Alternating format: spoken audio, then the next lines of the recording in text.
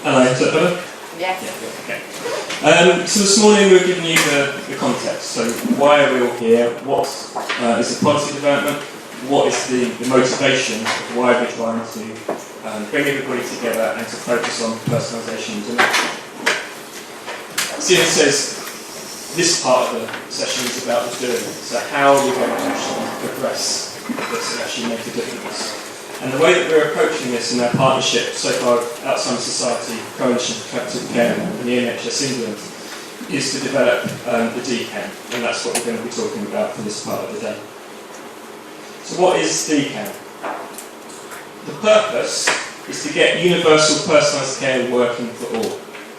So we're not talking about something different for dementia, we're not talking about something separate, we're not trying to make dementia something it isn't.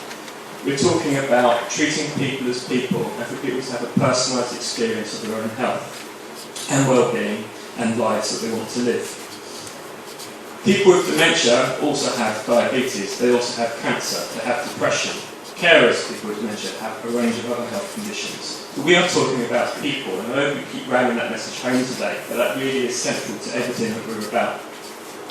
So our purpose is to look at the universal personalised care model and think and look at it and view it through the perspectives, the diverse range of perspectives of people living with dementia. Our aims, therefore, are to get dementia into the heart of the thinking, the planning and the doing on personalised care and support across health, social care and the voluntary sector and community sector. But also, equally, to get personalisation and a rights-based approach into the heart of dementia policy, thinking and practice.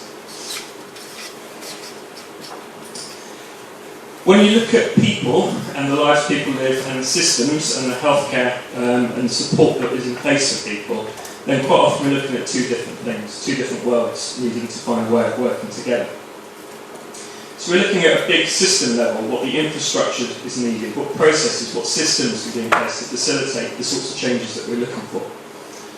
But that needs to be in a way that empowers and respects and delivers a personalised experience for the people, the relationships, and for people who live in the community, but also those who are involved in delivering this stuff through their jobs and through their work. Because it's much more complicated than taking everything apart to its component pieces, although that is important. You need to understand complexity of people and lives and the relationships between people if we're actually going to translate those changes into real progress. The image for communities is deliberately obscure. I'm not expecting you to read it. But if you look at Google for communities, everything is friendly, smiling, everyone looking in the same direction. And I just don't think that represents what community is. I think it's much more challenging and much more complicated than that. This is actually a map of an individual's life, so not looking at services, just in conversation about where they feel connected, where they place value, and that's a way of representing that for an individual.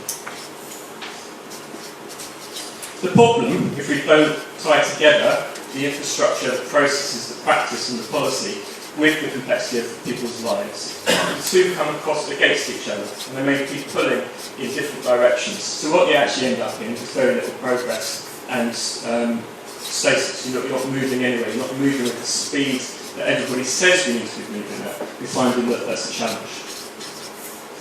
So when we're thinking about the DCAN, and the DCAN is what we make it, so what I'm sharing here is just the thinking that's got us to this point. The emerging ethos and thinking around DCAN is not to be afraid of failure, because if we fail, it means we're trying something new.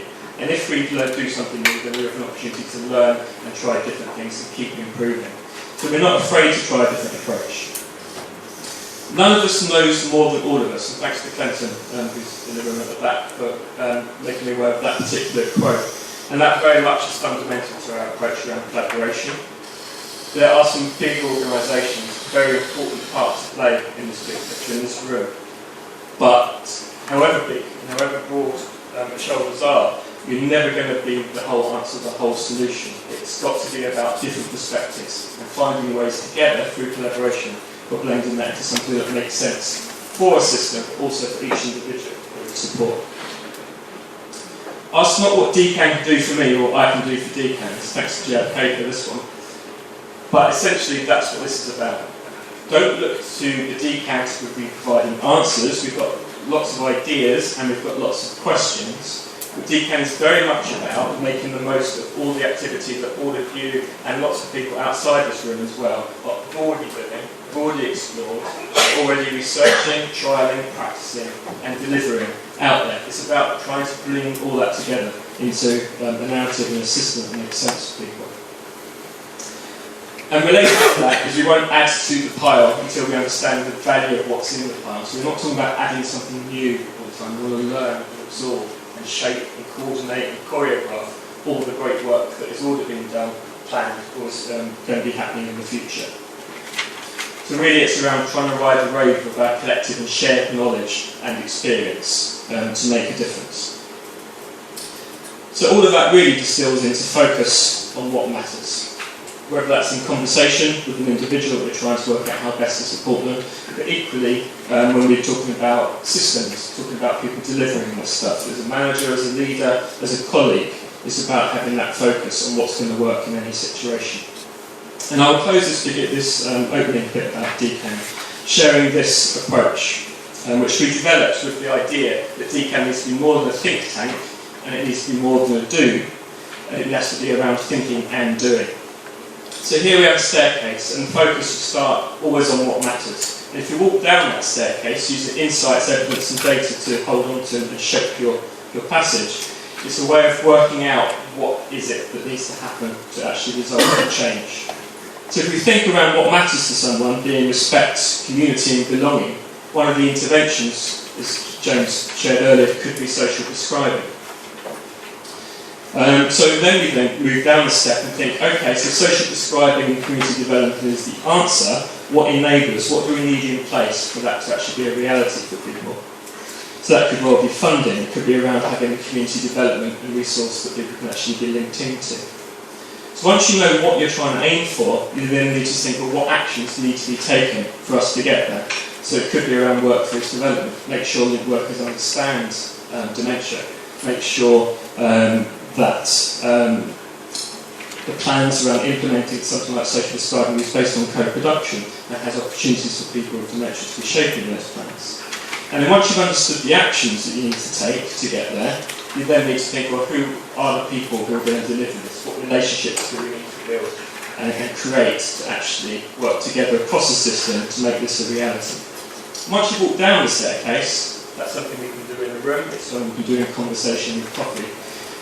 It's not something that's actually going to result in change, unless you then walk up that staircase. So go out there and build the relationships, take the actions, ensure the enablers are in place so that the interventions can happen and that people get what matters to them. Finally, I forgot about this slide, membership. So who is DCAN for? It's very simple. It's for you, the only proviso being if you're interested in people, dementia, personalisation, or hopefully all three.